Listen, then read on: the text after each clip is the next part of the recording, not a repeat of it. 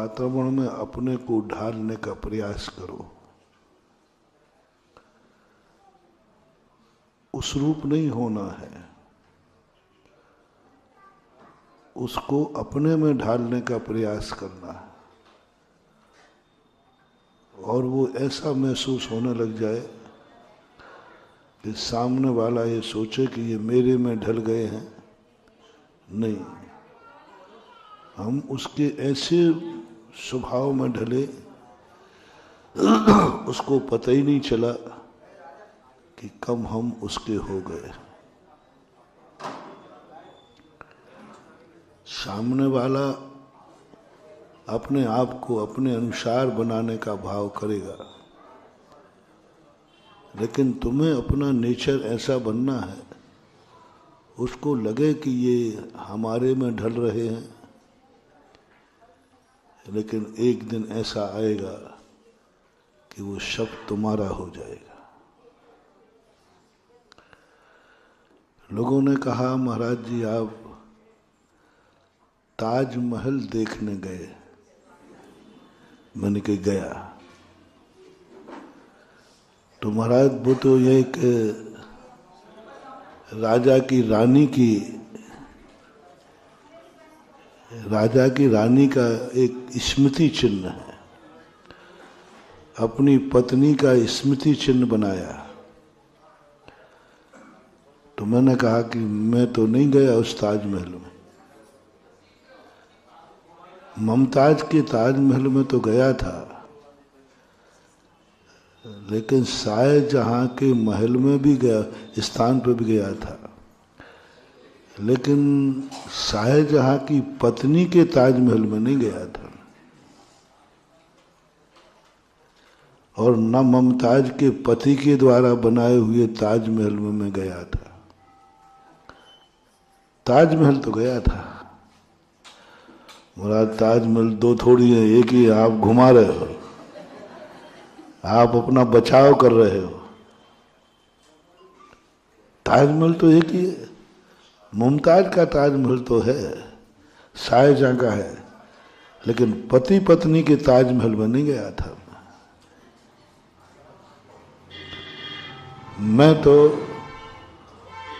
19 बेटों की मां के ताजमहल में गया था।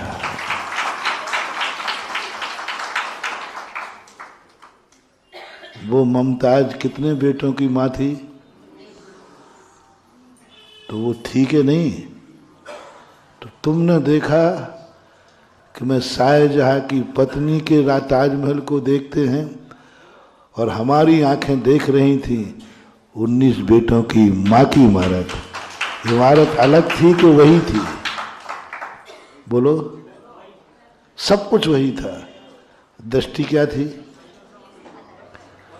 तुम लोग जब घूमने जाते हो तो हर पत्नी तुम्हें चुकौटी लेती है, सुनो जी, हाँ देखो ऐसे ऐसे चाहते थे, तुम क्या मुझे इतना चाहते हो? ये सब तुम लोगों का दृष्टिकोण है। और अब मैं भी कहूंगा, पर फर्क इतना होगा, फर्क इतना होगा कि देखो, एक माँ का स्मारक इतना बड़ा, 19 माँ के बेटों की माँ थी।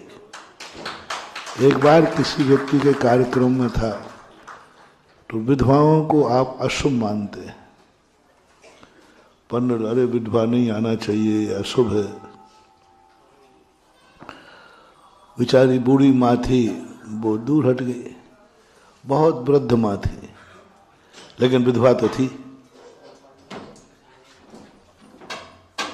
तो लोग ने नहीं महाराज जी, इसको नहीं, ये विधवा है, विधवा हो रहा तो शगुन नहीं कराना। मैंने कहा भाई विधवा किसे बोलते हैं? तो जिसका पति मर जाता है उसको विधवा बोलते हैं। तो मैंने कहा बिल्कुल, फिर तो सही है, विधवा को नहीं बुलाना, विधवा अशुभ होती है। महाराज यही तो हमने, इसलिए तो उसको भगा दिया। मैंने कहा नहीं, भगाओ मत, विधवा को नहीं बुलाना।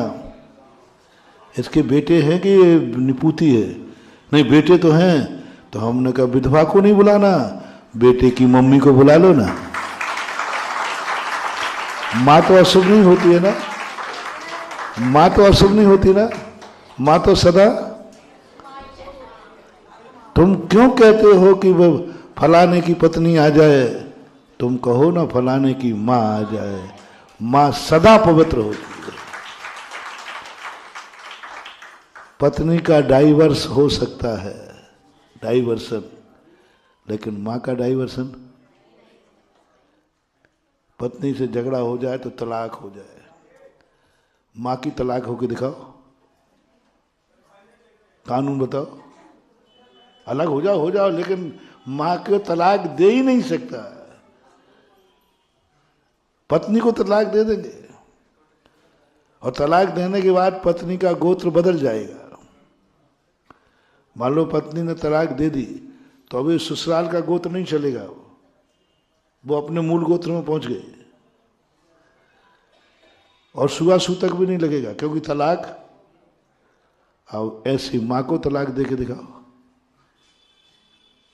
कितने ही कर लेना बेटा, माँ का तलाक तो मरने के बाद ही तुम्हें मिलेगा, क्योंकि उसका दूध नस नस में पहुंच चुका है। माता और पिता एक ऐसी चीज है, कितना भी कुछ कर लो, वो बल्दियत तो तुम्हारे साथ रहेगी।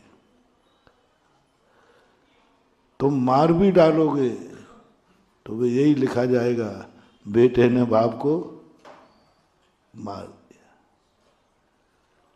कुछ संबंध ऐसे हैं जिनका डाइवर्स नहीं होता। जिन संबंधों का डाइवर्स नहीं होता, वे संबंध कभी अशुभ नहीं होते। जिन संबंधों का डाइवर्स नहीं होता, वे कभी अशुभ नहीं होते, क्योंकि टूटते ही नहीं। शुभ अशुभ होते हैं वो जिनका डाइवर्सन होता है। तो अपनी दृष्टि को एक ऐसा एडजस्ट कर लो, सामने वाला कहे कि ये मेरे में ढल गया, और अंदर से पूछो कि मैं उसमें ढला नहीं हूं, मैंने उसको अपने में ढाल लिया। तुम्हें पत्नी दिखी और मुझे मां दिखी, दोनों की दृष्टि में अंतर बताओ। पत्नी को देखकर तुम्हारे कैसे भाव होते हैं, और उसी समय माँ को देखकर तुम्हारे कैसे भाव होते हैं, ये मुझे सिखाऊं कि तुम्हें पता है? बोलो, दोनों का भाव का अंतर बताओ। कितना अंतर है? जमीन आसमान। एक स्त्री है, पति उसको अपने भाव से देख रहा है।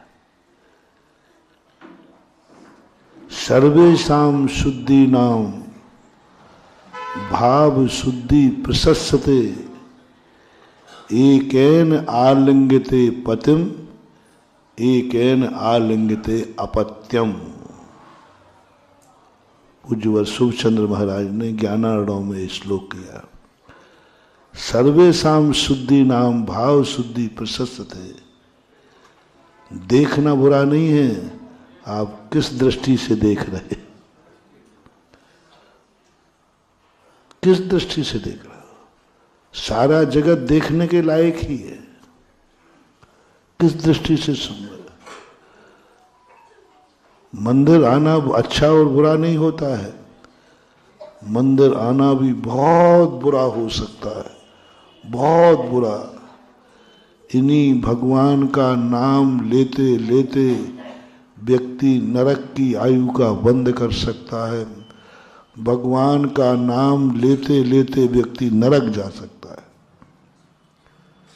और भगवान का नाम लेते हुए मरा है। हम नहीं कह सकते हैं कि भगवान का नाम लेते हुए मरा है, अच्छी गति होगी। भगवान का अभिषेक करते हुए मरा है, अच्छी गति होगी। प्रवचन सुनते हुए मरा है, अच्छी गति होगी। माला फेरते हुए मरा है, अच्छी गति होगी नहीं कह सकते। वो किसके लिए माला फेर रहा है, वो मंदिर किसके लिए आया? रावण ने भी तो भगवान की माला फेरी है, कोई पापियों की माला नहीं फेरी रावण ने। जैन दर्शन के अनुसार रावण शांतिनाथ भगवान का परम भक्त था। ओम ह्रीम अरहम शांतिनाथ जनेन्द्राय नमः। बोलो ये माला कैसी है? कोई इसमें गलत शब्द तो नहीं है? ओम ह्रीम अरहम श्री शांति नाथ जनेन्द्राय अच्छा है। इसी माला को फेरते हुए रावण नरक चला गया। क्यों? वो माला किस लिए फेर रहा था? राम की हत्या करने के लिए। धर्मात्मा का नाश हो और अधर्मी की रक्षा हो। जो अपनी पत्नी की सुरक्षा करे वो तो नाश हो जाए, और जो दूसरे की पत्नी उठा के लाए भगवान उसकी रक्षा हो। और किनसे कह रहा है? भगवान। भगवान मैं दूसरे की पत्नी उठा के लाया हूं तो मेरी तो रक्षा करना, और जो अपनी पत्नी को बचाने आए उसको। अब बोलो ओम ह्रीम अरहम शांतिनाथ जनेन्द्राय नमः। पत्नी की रक्षा करने वाले का विनाश हो। ओम ह्रीम अरहम शांतिनाथाय नमः। जो दूसरे की पत्नी का अपहरण करे उसकी सुरक्षा हो। ओम ह्रीम शांतिनाथ जनेन्द्राय नमः। बोलो माला कैसी लग रही है? आप लोग बोलो अंदर से, ऐसे व्यक्ति की गति होगी कि दुर्गति? दुर्गति ही होगी। भी मत लगाना। इसलिए हमारे यहाँ क्रिया का महत्व नहीं है, वो क्रिया आप किस भाव से कर रहे हैं।